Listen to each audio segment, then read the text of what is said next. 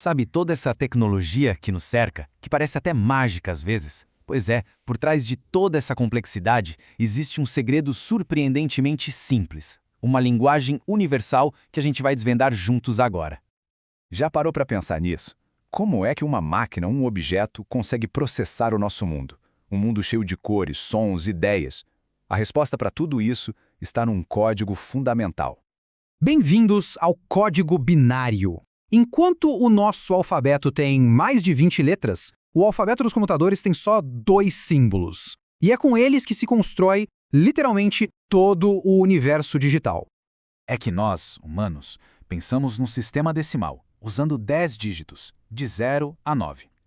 Os computadores, por outro lado, são muito mais diretos. Eles operam num sistema binário, usando apenas 2 dígitos, 0 e 1. É como se fosse ligado ou desligado, sim ou não. É essa simplicidade que torna tudo possível. E a peça fundamental desse sistema todo é o bit, que é uma abreviação para dígito binário.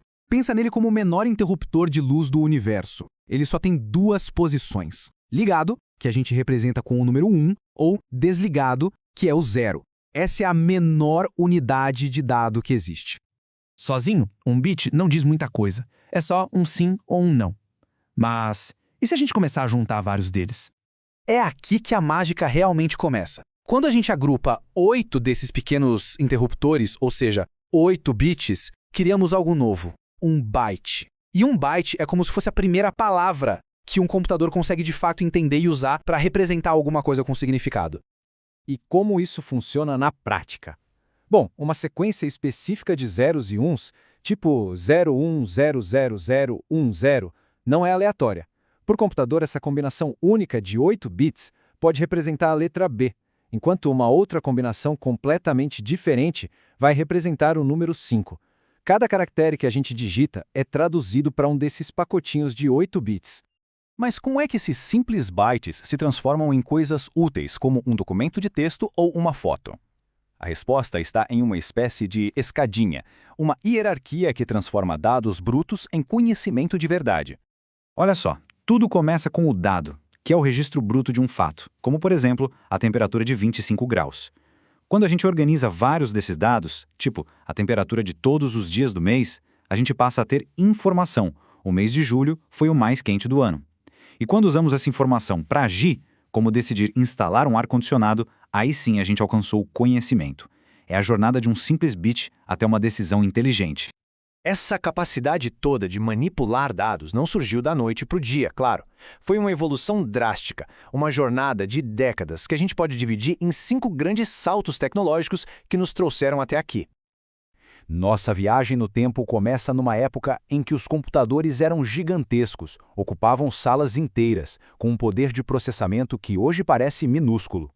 A primeira geração era movida a válvulas de vácuo. Eram basicamente uns tubos de vidro que pareciam lâmpadas. O famoso ENIAC, por exemplo, usava quase 17.500 válvulas. Imagina só, ele ocupava uma área de 180 metros quadrados e era programado com cartões perfurados. Era lento, enorme e incrivelmente complexo de operar.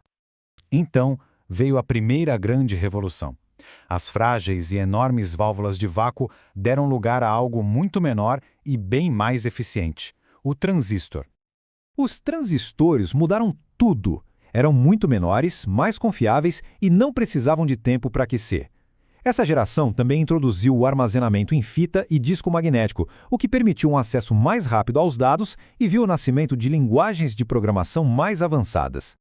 A próxima fase dessa evolução toda foi sobre miniaturização. A ideia era colocar cada vez mais poder em um espaço cada vez menor.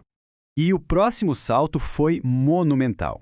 Em vez de usar transistores individuais, os engenheiros descobriram como integrar milhares deles em uma única pastinha de silício. Nascia o circuito integrado, ou o microchip. Com os microchips, o resultado foi uma redução drástica no tamanho das máquinas e um aumento exponencial na capacidade de processamento. A computação estava se tornando, pela primeira vez, mais poderosa e também mais acessível. Com milhares de transistores num chip, a pergunta seguinte era inevitável. Será que seria possível colocar o cérebro inteiro de um computador, a unidade central de processamento, em um único desses chips? A resposta foi sim, e isso deu início à quarta geração.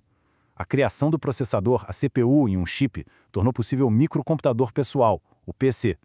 Com sistemas operacionais como o MS-DOS, a computação finalmente saiu dos grandes laboratórios e entrou nas nossas casas e escritórios. E essa revolução do computador pessoal nos leva diretamente à era em que a gente vive hoje, a geração que conectou tudo e todos. A quinta geração é marcada por um poder de processamento imenso, com processadores de 64 bits, memórias gigantescas. Mas o que realmente define essa era é a conectividade. Essa capacidade de ligar máquinas em rede foi a semente da internet e abriu as portas para os avanços que vemos hoje em inteligência artificial.